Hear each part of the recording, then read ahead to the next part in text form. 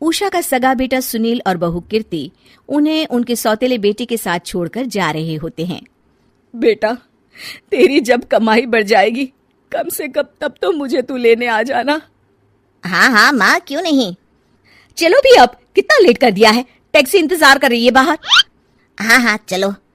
सुनील और कीर्ति चले जाते हैं और उषा उन्हें जाता हुआ देख उदास हो जाती है। तभी वहां निशा आ जाती है। अपनी सास को उदास देख निशा उनके पास जाती है। क्या हुआ मम्मी जी, आप तो बहुत सगा बेटा करती थी। आपके सगे बेटे ने तो आपको छोड़ दिया और चले गए अपनी अलग गृहस्थी बसाने। देख बहू, मेरे बेटे को कुछ भी कहने की जरूरत नहीं है। मुझे यकीन है कि जब उसकी तनख्वाह बढ़ जाएगी तो वो मुझे लेने जरूर आ जाएगा। हाँ, ये भी देख लेंगे कि वो लोग आपको वापस लेने आते हैं या नहीं। तब तक तो आप भी यहीं हो और मैं भी। उषा अपने बेटे के ना होने से बहुत ही उदास रहने लगती है। उन्होंने खाना खाना भी छोड़ दिया। सुनिए जी, मम्मी जी ने आज भी कुछ नहीं खाया। जब भी खाने के बारे में पूछती हूँ तो कह देती हैं भूख नहीं है और अपने कमरे में ही बैठी रहती हैं। ये सुनकर ऋषभ अपनी माँ के पास खाना लेकर जाता है। माँ, सुनील बेटा आ गया तू? ओह, तू है। माँ, मैं खाना लाया हूँ, खा लीजिए प्लीज। आप ऐसे भूखी रहेंगी तो बीमार पड़ जाएंगी। मुझे भूख नहीं है, ले जा तू खाना। ठीक है, फिर जब तक आप नहीं खाएंगी मैं भी नहीं जाने वाला यहाँ से। अरे तू क्यों जिद करता है? कहा ना मुझे भूख नहीं है। अरे मम्मी जी, आप खा भी लीजिए ना, ये कितने प्यार से आपको खिला रहे हैं, उसकी तो कदर कर लीजिए कम से कम। अरे तू क्यों बीच में हमेशा अपनी टांग अड़ाती है? ठीक है, लाओ दे दो। कम से कम खाने के बाद तुम दोनों तो इस कमरे से जाओगे। उषा खाना खा लेती है और ऋषभ और निशा ये देखकर खुश हो जाते हैं। चलो, कम से कम माँ ने खाना तो खा लिया। उषा एक दिन सुनील को फोन मिलाती है। हेलो बेटा सुनील, तू घर मिलने आ जाना बहू को लेकर।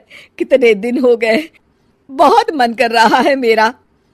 हाँ हाँ ठीक है माँ, ऑफिस में बहुत काम है, टाइम मिला तो आ जाऊंगा। सुनील फोन काट देता है।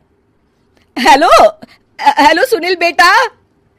सुनील की बात सुनकर उषा उदास हो जाती है। तभी वहां ऋषभ आ जाता है। माँ, ये देखो, मैं जलेबी लाया हूँ तुम्हारे लिए, तुम्हें बहुत पसंद है ना?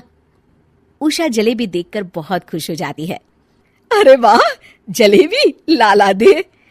उषा जलेबियां खा रही होती है और ऋषभ अपने कमरे में चला जाता है।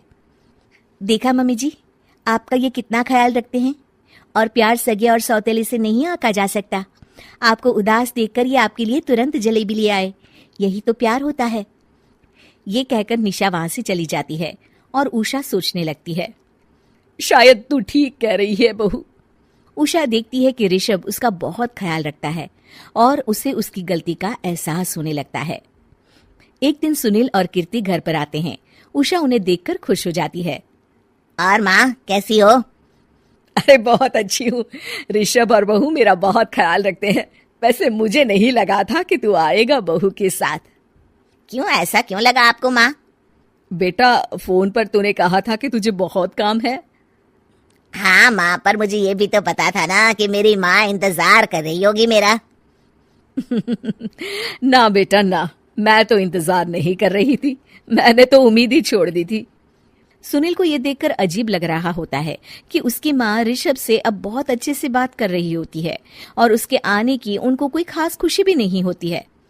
अपनी माँ का ध्यान न पाकर उसे थोड़ी सी जलन महसूस होती है। माँ, ये देखो मैं क्या लाया हूँ, साड़ी तुम्हारे लिए। हाँ बेटा, अच्छी है साड़ी तो। अच्छी है तो फिर आप आज इसे पहनो और फिर कहीं घूमने चले जाते हैं। बेटा, ऋषभ ने भी मुझे साड़ी दी थी, आज तो मैं वही पहनूंगी। तेरी दी हुई साड़ी फिर कभी पहन लूंगी। सुनील को अब बहुत ही ज्यादा जलन हो रही होती है। उसे समझ नहीं आता कि अपनी माँ का ध्यान फिर से कैसे वो अपनी तरफ खींचे। रात हो जाती है और उनके जाने का वक्त आ जाता है। माँ, चलो अपना सामान बांधो और हमारे साथ चलो। कीर्ति ये सुनकर चौंक जाती है। ये क्या कह रहे हैं आप? हम सासू माँ को लेने थोड़ी ना आए थे। अरे तुम चुप हो जाओ। माँ, चलो जाओ, अपना सामान बांध लो। आप मेरे साथ आ रही हो, मैंने कह दिया तो कह दिया। अरे पर बेटा, तेरी तो तनख्वाह कम है, मैं तुझ पर बोझ नहीं बनना चाहती। अरे मुझ पर बोझ नहीं हो माँ, बस आप चलो ना, मैं लेकर ही जाऊंगा आपको। नहीं बेटा, अब मैं नहीं आना चाहती। मैं तो अब ऋषभ और बहू के साथ ही रहूंगी। ये सुनकर ऋषभ चौंक जाता है। ये क्या कह रही हो माँ? हाँ बेटा, मैं कहीं नहीं जाने वाली अब। माँ, अब सच में नहीं जा रही? नहीं बेटा, मैं तो तेरे पास ही रहूंगी अब, और जो प्यार मैं तुझे नहीं दे पाई वो सब दूंगी बेटा। ऋषभ और उसकी माँ गले मिलते हैं और निशा खुश हो जाती है।